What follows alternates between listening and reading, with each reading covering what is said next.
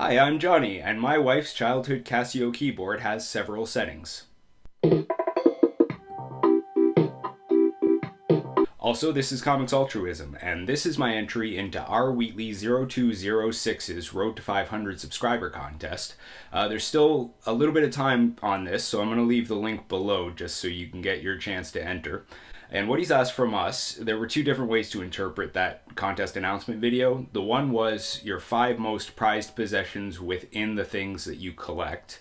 And then later on in that video, he just basically said your prized possessions, which is more the approach that I'm going to take. So the first item that I've got here is a book that one can buy anywhere.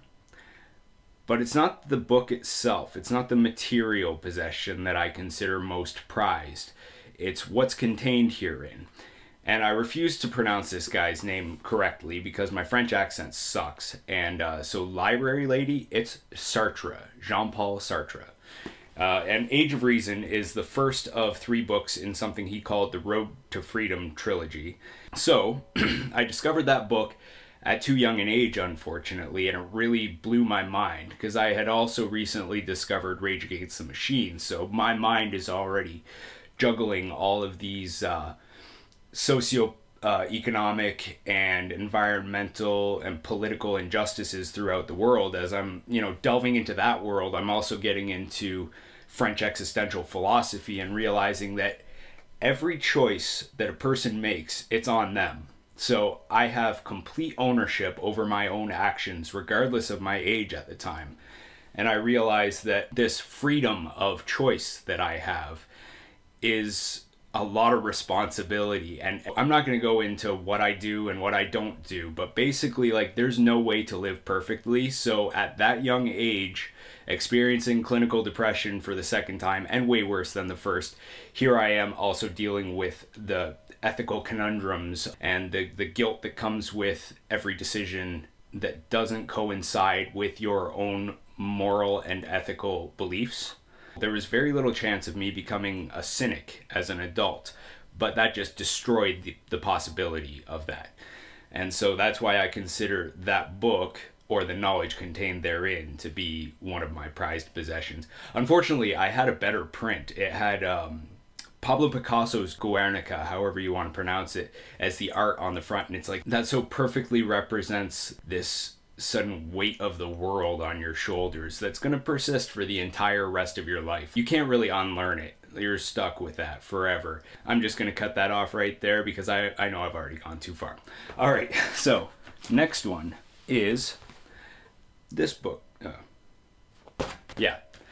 This book was stolen from me when I was 12 years old.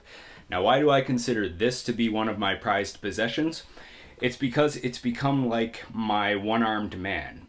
And that's part of why I go to every LCS I can when I go to a new town or a flea market or garage sales or check out Kijiji ads, because I know this book is on its way back to me. And it was also, it cemented my trust in humankind. So you would think at the age of 12, your friend brings somebody over who you don't really know, and then the next thing you know, a couple days later, you're looking through your comic collection because that's what you all chose to do together, and you realize that Flash #1 is missing, along with a couple others. Whatever. You would think that would sting enough to make you be more skeptical of the people around you. But instead, I made a conscious decision not to let it affect me in that way, because how else do we as a society end up with such an untrusting way about us? I feel like I'm probably going to come across it at an LCS or something and be like, well, there it is. But it's kind of been nice having that one thing missing, because otherwise that run is almost complete. I think I've got from 1 to 50, something like that. And that's the one that got away. Or the one that got swiped away, I guess. All right, so that's number 2.